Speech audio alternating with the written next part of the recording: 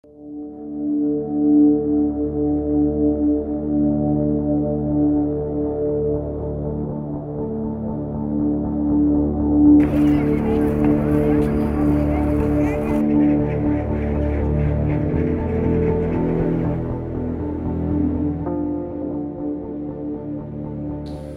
can they cut corporate taxes to the level that they have recently when we're in a deficit?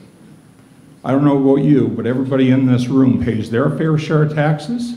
I'm sure you do as well. What's wrong with the corporate side of it? Even the logic of business, it does not make any sense when the rich get so filthy rich and the poor are just screwed. Right now, Ontario is funded for 2 to 2.5 hours of personal care per day. That is one of the lowest, ladies and gentlemen, in North America. It's the lowest in North America. Regular people, whatever you want to call people who are getting by, are going to school less and less and less. 20, 30 years ago, somebody coming from South Oshawa, like me, first in my family to have an education, I could afford to go to school. It's not happening today. When you're talking about income disparity and that growing gap between rich and poor, this is reflected on who gets to go to school. Some of us can afford to go up to the registrar's office and just drop a $7,000 check. I am not one of them. I am one of the students who go on student loans and go on student assistance. Over the period of 10 years, if I was to be so lucky as to get a job upon graduation, I was to pay off my student loan over a period of 10 years, I would pay an extra 30% of my tuition fees than a student who could drop the cost up front.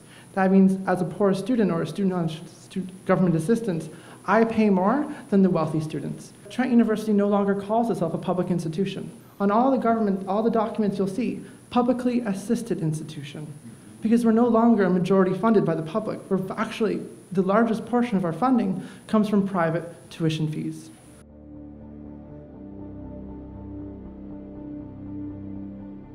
The majority of offenders in Ontario facilities will one day be released. Custody does not provide any tool to help offenders live outside a secure setting. The government continually takes away social programs, help programs, life skills learning programs, etc. We can lock them up, but the government doesn't care about releasing them back into the community, where because of lack of support, they will have no choice but to reoffend and the cycle continues. And we've seen that with my veteran staff, where they're having the kids of kids they took care back in custody.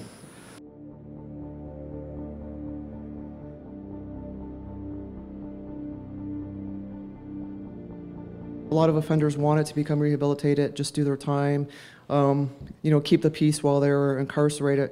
But it became very difficult for them to keep the peace because they were being denied their basic rights that they were entitled to when they were incarcerated, such as, proper nutritional food at proper times, clothing, enough staff. We were really short staffed, so we couldn't run a lot of programs. It was really difficult to get medication dispensed and get the yards done and get the showers done and lock-up units and stuff like that. So they would almost be forced to have some kind of, they would try a peaceful protest to try to get the things that they needed to get.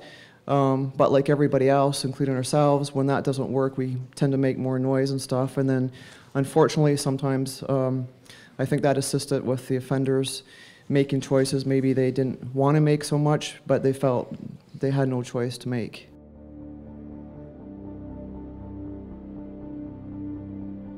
The experts need to look at us, not the bankers. I'm not going to call a banker and ask him to come in and take a look at the infection control issues in the hospital in Ontario. I'm not going to call an RN in to take a look at my bank account. I expect that we're going to lose more frontline workers.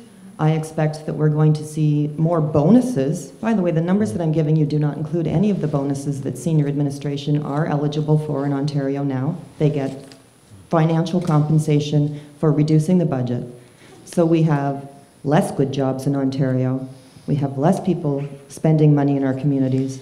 We have less people paying taxes when the 1%, once again, are making more money, paying less taxes, and where are our patients? They're getting sicker and sicker, and they are dying. We now have an attendance support system in place. This is not a support system at all. It's a disciplinary policy that we have at the hospital. If you're sick, you will eventually be fired.